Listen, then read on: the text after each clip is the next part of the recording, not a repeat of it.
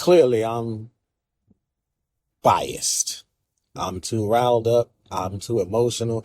I'm too sensitive. And so, at least at the opening of this discussion, I'm putting that out there on the front line. I'm putting it on the table. Take what I say with a grain of salt.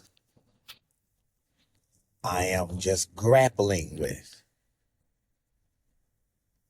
this idea. All this talk. O'Shea, Duke, Jackson, and others. So, I don't want to say so quick to, although I do feel like it's very quick to, but all this negative talk still coming from, if not immediately and directly from the anti-black propaganda groups of FBA and ADOS, etc. But all this talk about the scamming, and the Africans don't like us, and the Africans can't stand us. I even saw this one guy having a conversation. He said, like, he invited 100 people to the cookout. And, of the 100 people, 98 of them, it was in Africa. It was an event in Africa. So, but it was a mix. But the overwhelming majority of the people were homegrown, born in the country. And he says, so I don't know what the percentages are, but let's just say it was a split. So 50% of them were continental borns and 50% of them were diasporas. So there's your 100. And, good old party, everybody having a good time, this, that, and the other. 2 people who were continental borns. 2 people showed their ass. 2 people acted up. 2 people, were rude and offensive and put on airs and was looking down on the non-continentals. Now, granted, yeah, this is something you call out. You call out the 2 people. If half the room is still full of continentals and y'all are all getting along and they don't like the attitudes and the behaviors and they don't like the comments,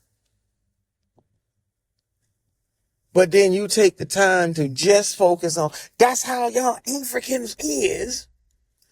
I'm like, in your own story?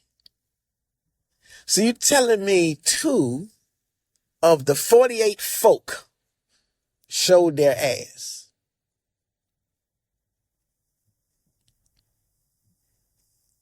And you clapping at all of them. That's when I'm like, wait a minute. Here come my bias. Like nobody likes an a-hole. Nobody likes the rude. Nobody likes the obstinate, the arrogant. Nobody likes these types of behaviors and personality traits. But what is this knee-jerk? What is this sweeping generalization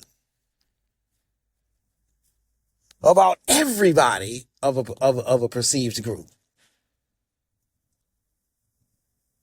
Anytime and every time, 1 person or 2 people act up. This is why I'm biased. I don't deny that at any point in time you're on the continent. I don't deny that you would you could encounter, scam artists. I don't deny that anytime you're on the continent, you could run into, over here, we call them coons, but we don't say, we within the black community, when we encounter a coon, we don't say, at least I don't think we say, see, that's why all black people is full of ish. No, we call out the coon. And so I'm just perplexed as to why. Why can't we call out the coon on the continent and leave everybody else alone? Why do we gotta say, that's right, that's how all them Africans are? When it was just one or two, when it was just a handful, when it was just a small number, even if it is a big number in your head, even if it's a big number that you think, well, that's all I see. Now, I'm like, okay, now, if that truly is all you see, I got a question. Are you being honest or not? Now, I'm not here to say, I'm not trying to pull the card and be like, well, I deny your experience. That's not what I'm saying. That's not what I'm doing. And I hope that's not how it's coming off. But I'm like, you can have positive and negative. You can encounter the good ones and the bad ones, but isn't this the truth of everything? I mean, weren't we supposed to learn from Martin Luther King Jr.? That we deal with people as they come, individually. Now, whether you're pro MLK or anti MLK, that's not the point. Whether you think he's a good or a bad representative, that's not the point. The lessons the world learned from him, because of him, is the point. Now, if we raise our flag and say, you're going to respect us as the individuals that we are, then we have a responsibility to do the same for others. You know, that golden rule, treat others how you want to be treated. And so again, I'm not saying don't call out a bigot. I'm not saying don't call out a sellout. I'm not saying don't call out an a-hole.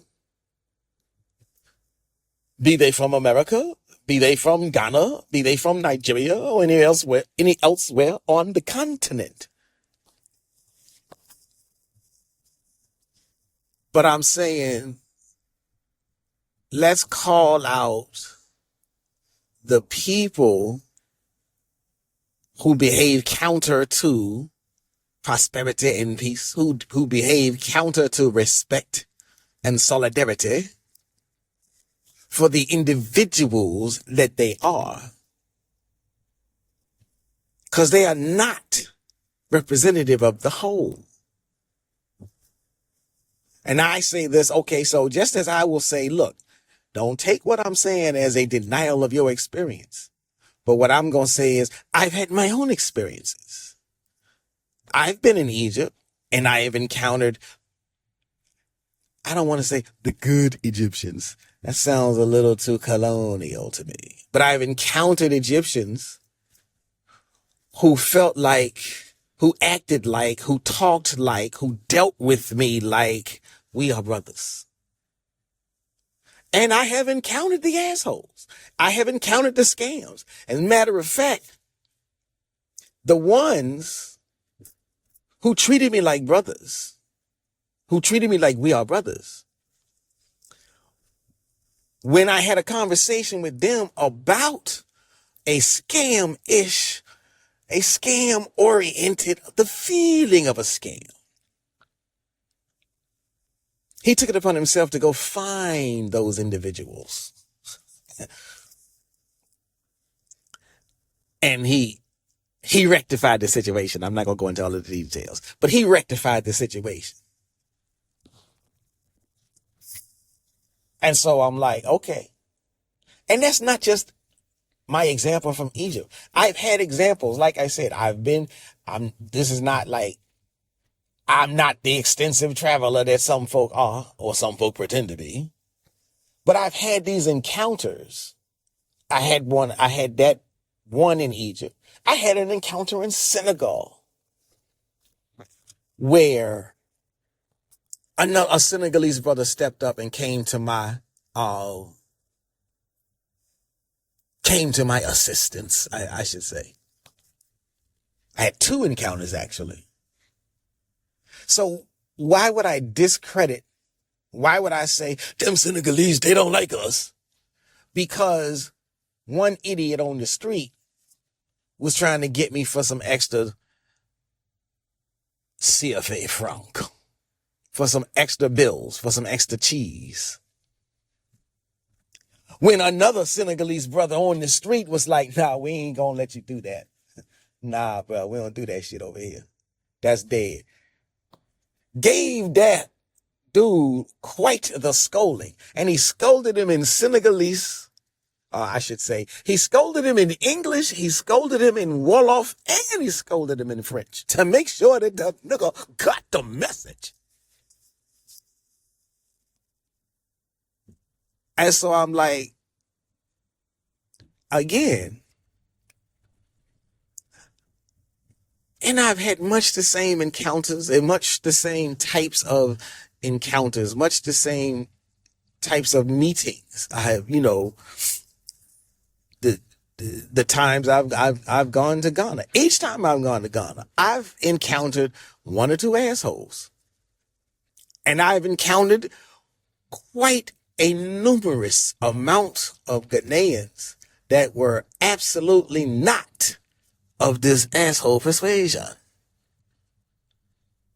So why would I ever say, them Ghanaians don't like us? I could say there are some Ghanaians that don't like us. I could say there are some Senegalese that don't like us. I could say that there are some Ghanaians that just see us as a wallet. There's some Senegalese that might just see us as a wallet, or what have you. But this is a full circumspect view. Like I know of there's another African American friend of mine who always jumps to the all of y'all, and they themselves have encountered both. They have good relations with other Africans. But anytime they have a bad encounter, they just fly off the handle and say, all of y'all. I'm like, see, I don't know what it is. I don't know what you call it. But there's got to be, they say cooler heads prevail, or when cooler heads prevail. Some people say, think twice as long as you speak, or something like that. We got to slow down. Everything ain't always about the instantaneous verbalization. Well, this just how I feel. Well, yeah, guess what? Fuck your feelings. Especially if you haven't analyzed them yet. That's what therapy is for. Just because you feel a thing don't make the thing real. It is just how you feel.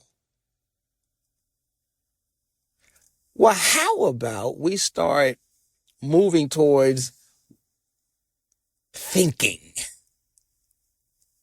Animals feel and act.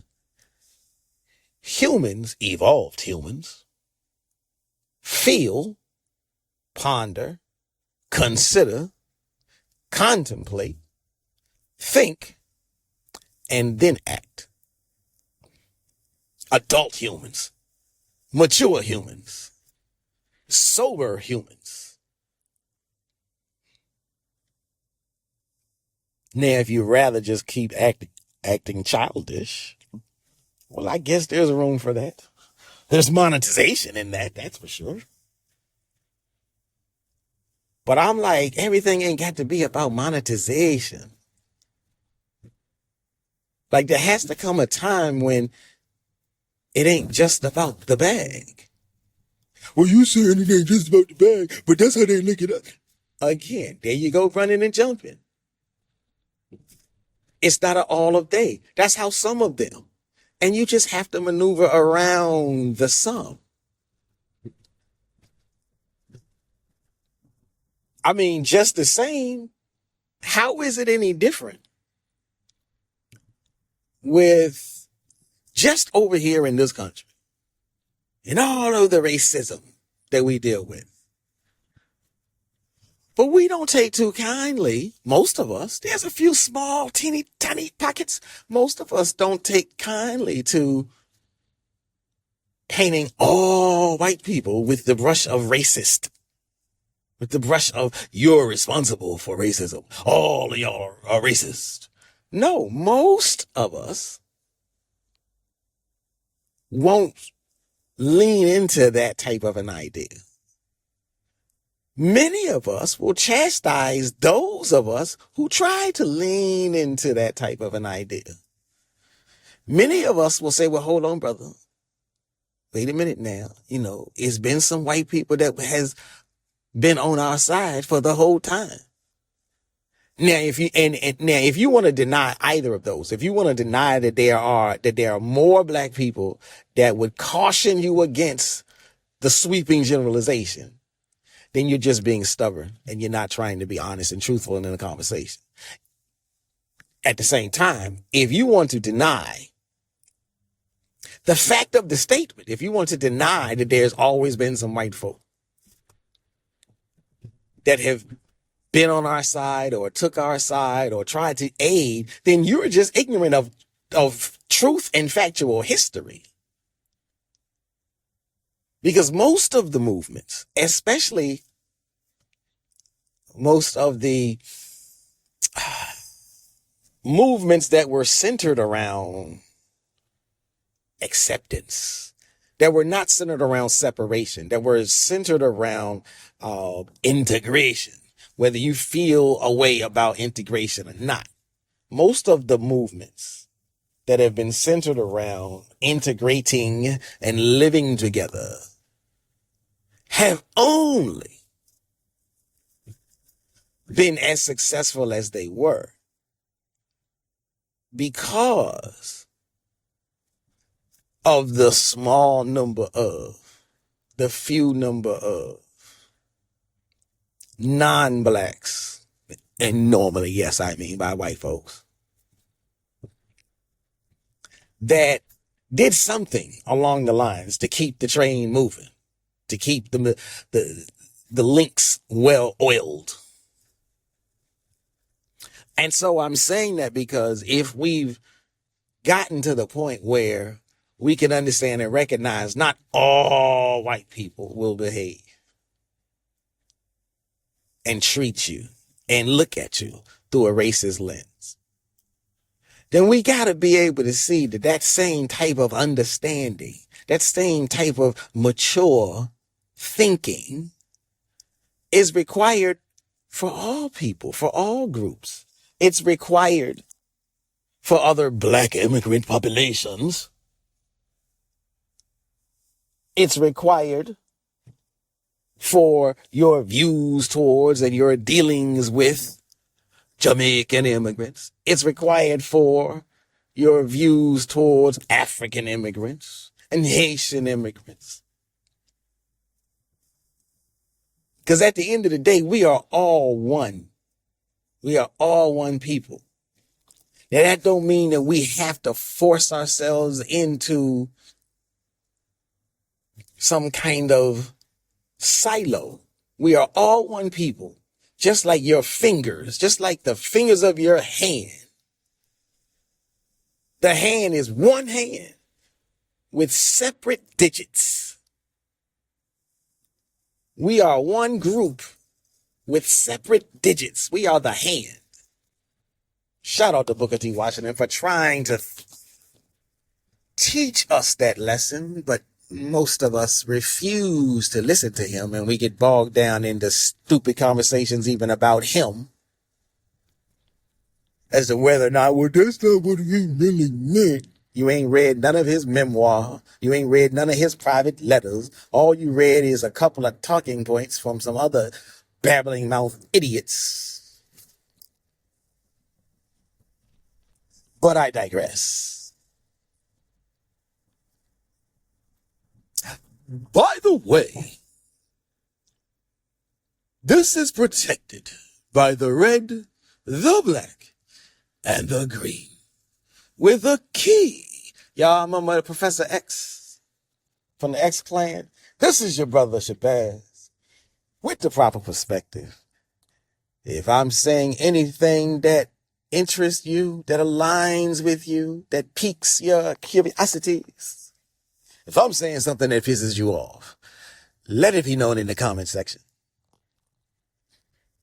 Hit the like button, hit the share button, and send this to somebody you know of like mind.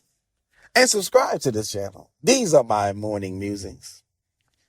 Haven't quite fully gotten outside. It is a bit cold. I'm trying to reorganize my closet so I can get some more winter clothes, because it seems like winter has come way too soon for me. I thought I would be in some warmer weather until December. But I digress. Anyhow, ladies and gentlemen, you've been listening to my morning musings. I do these morning musings anytime the spirit moves me and I start getting these ideas floating around in my head. And so that is what you've just been listening to. If you agree or disagree, let me know in the comment section, like I said. And then you will get a notification the next time I drop a morning musing. Now, I also do some afternoon freestylings and some deep dives at night as well. So again, content is king, ladies and gentlemen.